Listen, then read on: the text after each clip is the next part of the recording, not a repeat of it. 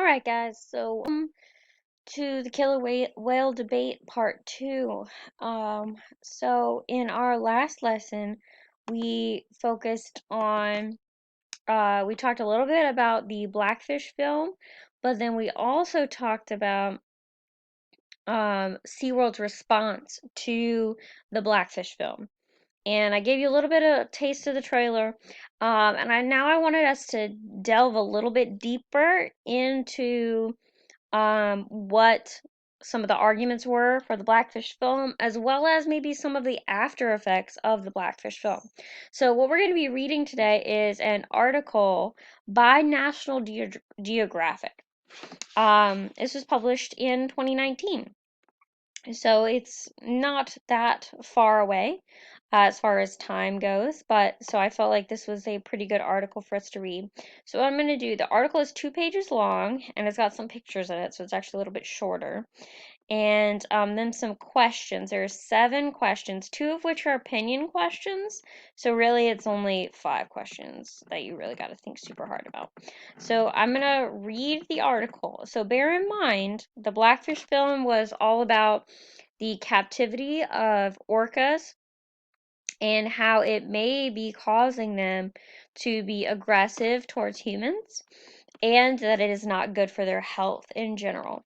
Then when we read the article from SeaWorld kind of showed an opposing argument saying that no, we're not really damaging them, we're not harming them. And so this article kind of goes in depth more on the side of the Blackfish film. So I'm going to go ahead and start reading. So this is called Orcas Don't Do Well in Captivity, and here's why. Whether it's humane to keep orcas in captivity is subject to vigorous debate.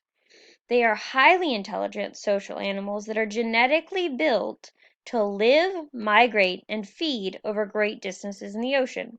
Orcas, whether wild-born or captive-bred, cannot thrive in captivity, says Naomi Rose, a marine mammal scientist at the Animal Welfare Institute, a nonprofit organization based in Washington, D.C. It's partly their size. Orcas are massive animals that swim vast distances in the wild, 40 miles a day on average, not just because they can, but because they need to forage for their varied diets and to exercise. They dive 100 to 500 feet several times a day, every day. It's basic biology, Rose says. A captive-born orca that has never lived in the ocean still has the same innate or inborn drives, she says.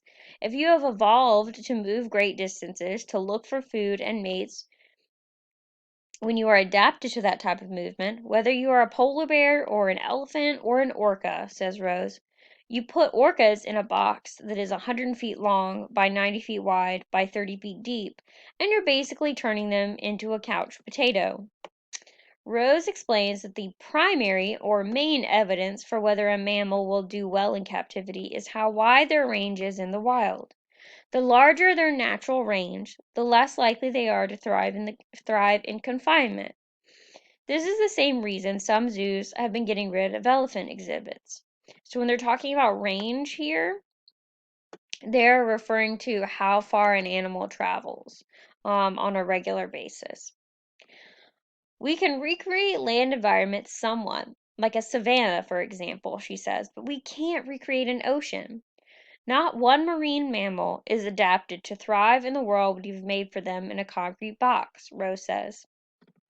Those who study and work with captive dolphins, orcas are the world's biggest dolphin species, argue that this is not about space, but rather about whether orcas are given enough enrichment and training to get enough exercise and mental stimulation. But it's clear, says welfare specialist, that captivity can damage orcas' health.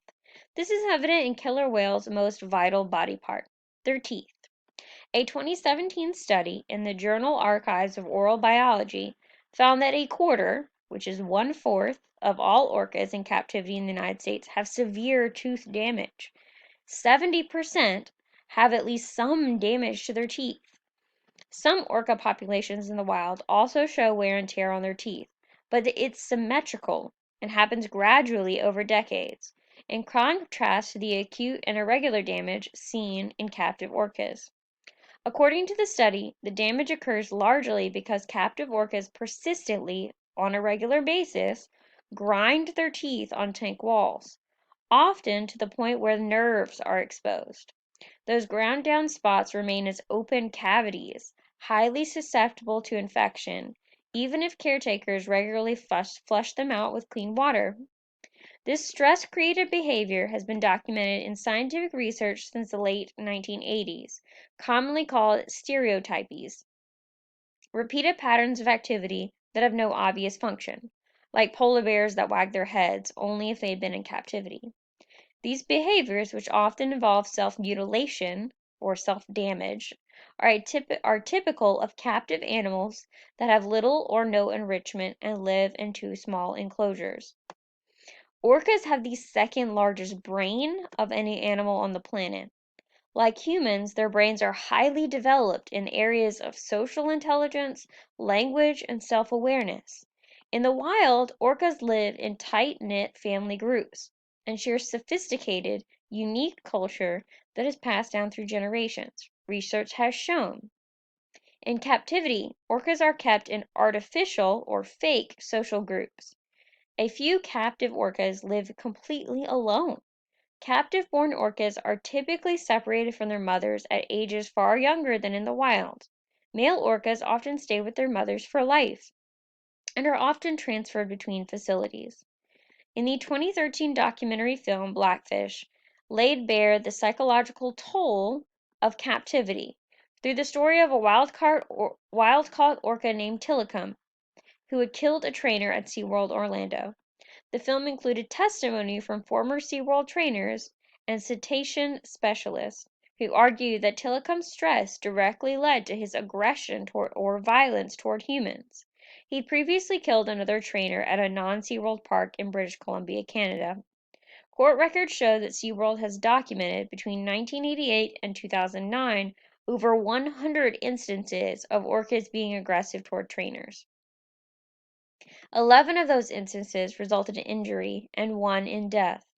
The public reaction to Blackfish was swift and furious. Hundreds of thousands of outraged viewers signed petitions calling for SeaWorld to retire their orcas or to shut down outright. Partner corporations like Southwest Airlines and the Miami Dolphins severed ties with SeaWorld. Attendance slipped and its stock began a series of nosedives from which it never fully recovered. In 2016, California made it illegal to breed orcas in the state. 6 months earlier, SeaWorld, which is a park in San Diego, announced that it would end its captive orca breeding program altogether, saying its current orcas will be the last generation to live at SeaWorld parks. Although 20 orcas and many other cetaceans continue to live and perform in its facilities, the company increasingly focuses its marketing on its amusement park rides. The Whale Sanctuary Project, led by a group of marine mammal scientists, veterinarians, policy experts, and engineers, aims to establish large seaside sanctuaries for retired or rescued cetaceans.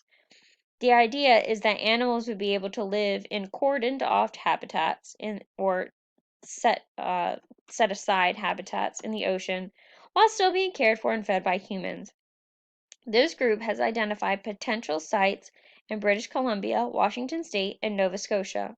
The logistics of making a sanctuary a reality will be complex, says Heather Rowley, who is on the organization's advisory board. We have sanctuaries for every other species, she says. Despite the challenges, it's absolutely the time for a marine mammal sanctuary. It's long overdue. The Whale Sanctuary Project hopes that it might eventually partner with SeaWorld in the rehabilitation process.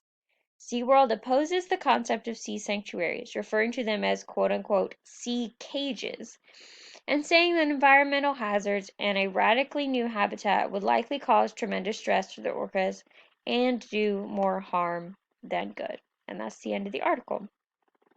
So for your text-dependent questions, question number 1 says, according to National Geographic, what is the issue with orcas being in confined spaces?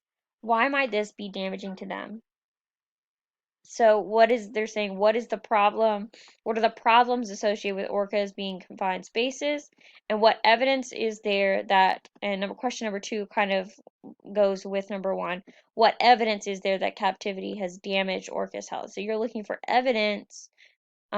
This is the reasons. So what is National Geographic saying the reasons are that orcas should not be in confined spaces? And number 2, what evidence is there that captivity and being in these exhibits is damaging orcas' health? So you're looking for a way that orcas are their health is being damaged because they are in captivity.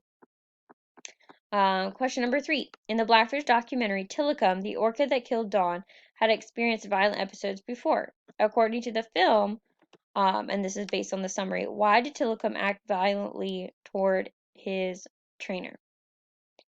What was the public's reaction to the Blackfish documentary, and how did this affect SeaWorld? Number 5. In recent years, what efforts, if any, have been made to protect whales in captivity? So what's been going on right now that, according to the article, that we are doing to protect whales, and what should we be doing in the future, according to the article? And number 4, what was the reaction according to the public, and so people that watched it, and how did this affect SeaWorld? Did it affect them positively, negatively? Did they end up losing money? Like, what happened because of the Blackfish documentary? Number 6, in your opinion, what is the major conflict? So, what is the big problem or issue between this article and the information in the previous CNN article? So, what information doesn't match up, right? Um, Based on the previous article. And number 7, in your opinion, is the evidence provided by National Geographic enough to make you believe that whales should not be kept in captivity? Why or why not? So basically, this is just asking you, do you agree with this article, or do you agree with the previous article that talks about how SeaWorld is fine with keeping them in cages? So, which side of the argument do you fall on now that you have read both sides of the issue? Okay. Thank you guys so much for listening. I hope that this video helps you and that everyone is doing well and safe during this time. Um, Bye, guys.